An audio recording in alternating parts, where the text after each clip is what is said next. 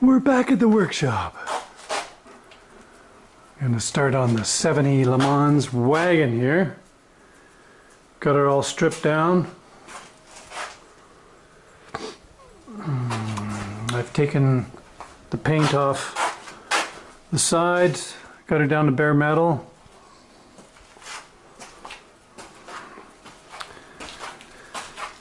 And I had her in the center up on jack stands, wheels all off, and I was gonna start on it.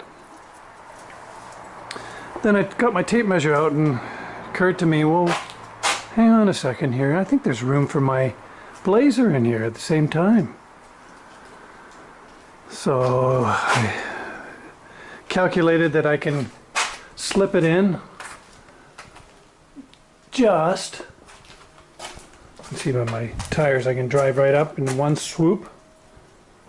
It'll happen a few times, and I can just open up the door and get out. And then I can keep my truck dry. Because I just restored that in the fall, a couple of months back, and I kind of want to look after it. So what I want to do now is open up the quarters on this thing because they're rusted through, and I want to see what condition my condition is in. As you can see, I got it like right over there, right close to the workbench.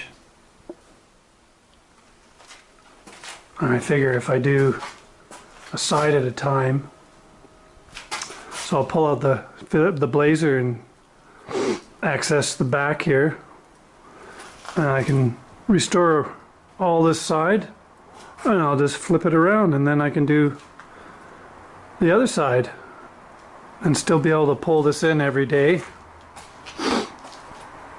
back in when I'm not working on it. And she's nice and dry and warm, and she's happy.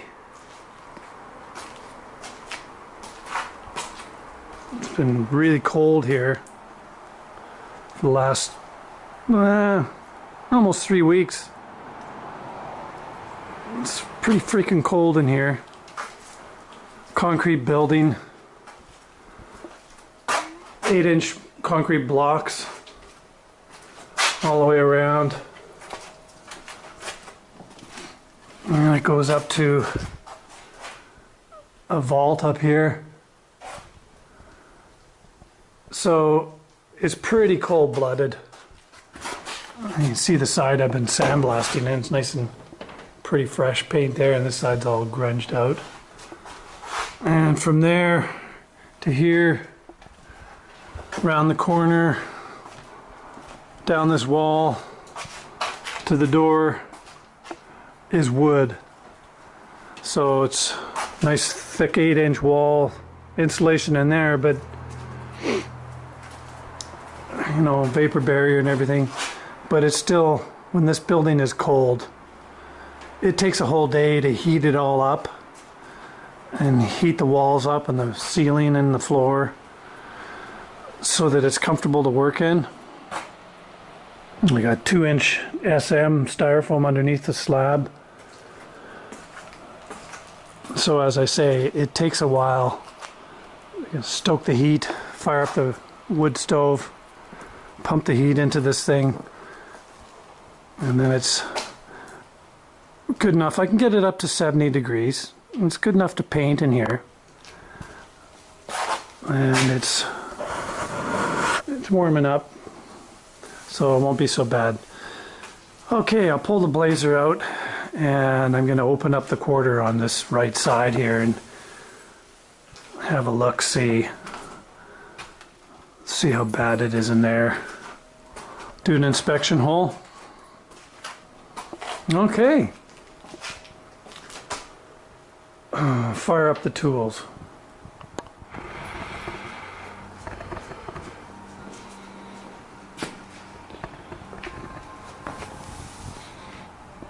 It's got a stamp there. You can see that on camera right there.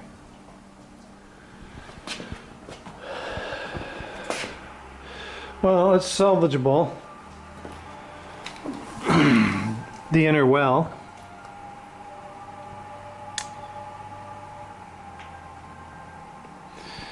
And I had to make a note here, 1.5 inches from the seam down to the opening of the well. Then it has a return on an angle here. Not much to go by.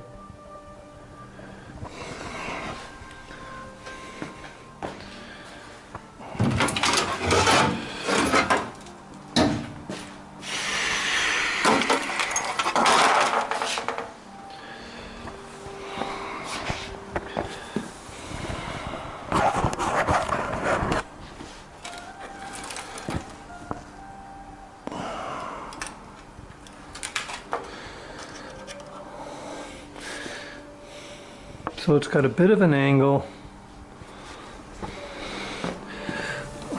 Okay, so body feature here. Keep that angle there. Then it looks almost like a 90-degree. Not quite, no. Where this overlap flange here goes down on an angle, and I guess it's like a 60-degree angle, and then it'll go back in level to the ground. Maybe go in like an inch, not too far, because I know he's going to want to run some wider tires on this, so don't want it rubbing. And then that'll be the contact point where the inner well meets the outer body, and then we'll tack it along there. So this is actually open. This will be open here. There'll be air in there. Yeah, it's gonna be tricky, little bits at a time. This 20 gauge. That's not the piece. I had a piece around here.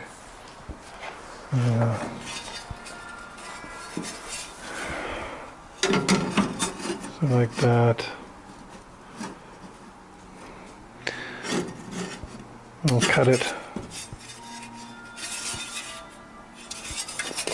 So it's got a little bit of an arch. The opening. Might have to check out some pictures online. Punch in 70 Lemans Wagon and check out the wheel well arches. It might be level. You know, here's the body seam, the feature, and it's probably, there's a bit of an arch, and then I think it goes level to the seam and then starts to make its way down again here. So one area will be level and then arch, and so I'll cut that out, and then I'll start a piece down here and then a piece down there, maybe 1, 2, 3, 4, 5 pieces there stitched together. I'll establish the inner well first, and then open it up more, get my sandblaster in here.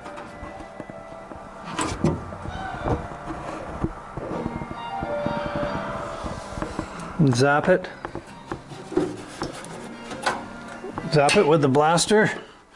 And I just used regular, I just used masonry cement, masonry sand. I got some around here somewhere. It's in the, there we go. I don't get fancy. That's well used. I use it about a half a dozen times, almost till it turns to talc. Every time you use it, you sweep it off the floor, and then I run it through a sieve. Just lean it up against the wall. You know, a little bit more of an angle there, and I got bug screen. This is a metal screen, and then 1/4-inch galvanized mesh to support the weight. And then I just sift it again, because you got all sorts of debris mixed in with it. So it'll plug up your blaster if you don't sift it, and you don't want to get stuff in your blaster, because man, you end up having to dump it upside down and try to blow it out. So you got to be careful there to keep your sand nice and clean. I mean, you could go get play sand at $10 a bag, and you know, keep doing that, but it starts adding up. It saves you some time, but you know, I kind of do a combination. I get the masonry sand, dry it out. It's best to get it in the summertime, obviously, and then make a mound, and it'll dry inside the shop eventually. And then I get the odd bag of sand, but sand works fine. It's definitely the cheapest solution. Everybody gets, you know, fancy and silica sand, which is more unhealthy too if you're breathing that stuff in. It's silicosis, and you know, they use walnut shells, or you know, it's media. No matter what you use. Even the talc, when it turns to talc, that sand, I'm amazed how well it still works. It's like powder, but man, talk about dusty in here. So once it starts getting too dusty, I throw it outside and get a new batch going. Okay, I gotta get on this sucker here. It's gonna be lots of work on this. I was almost tempted just to cut it right out, cut out the whole 1/4 and get in there, but you know, I'm able to expose most of it here.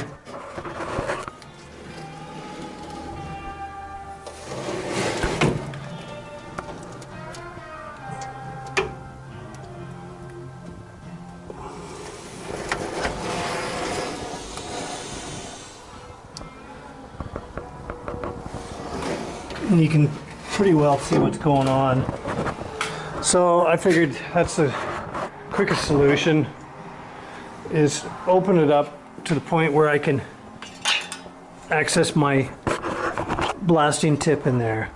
And it might be coming up a little short here to the top of the well, right at the very top here, but I might be able to get that from inside here. Yeah, sure, I can access it there. And just leave it. So that was my theory. I mean, I could have done an arch cut there, but more fiddling around. It was good to just do a straight cut. Might want to do a bit of a round corner here, just so it doesn't start cracking there. Okay. And the quarters, or the rockers,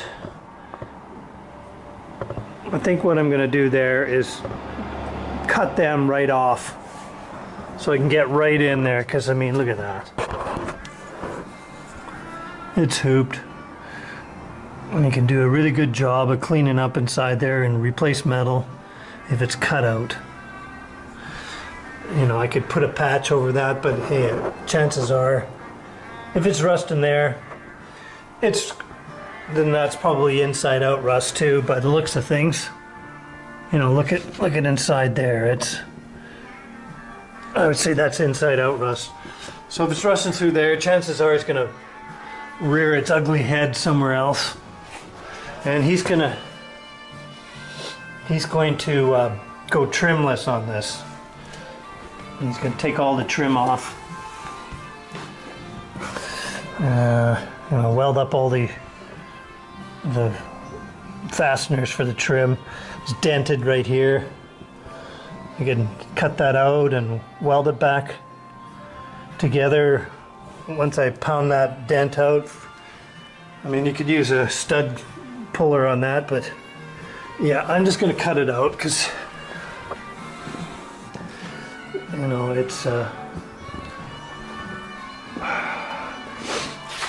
it's pretty badly rusted, this thing. Look at the spare tire supports rusted right out.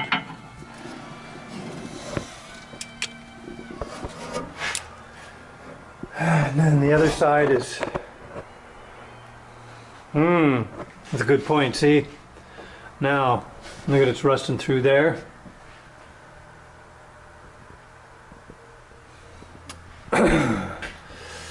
We'll see how that goes, but I might be inclined to want to cut the inside out here first. Or actually, instead of cutting the whole quarter panel right off, I can cut the inside off here because you don't have to get fancy with your welds and everything because it's all covered over with interior. Let's see, I'll show you a piece. It's plastic. The plastic molding that goes over everything covers that whole section. I think there's 2 sections there, one there, and then one over the wheel well. So it's all hidden, and then I don't have to do as much body work in the long run when something's buried like that. And that looks as though it's inside or outside, being this side, rust from the inside this way. But that there looks like right there, that's from the wheel well into the interior rust. So that's definitely got to be opened up to do a good job. Yeah, you can see, it's rusted through. Pretty well the same exact rust through as this side. Okay, let's get on it. Yikes.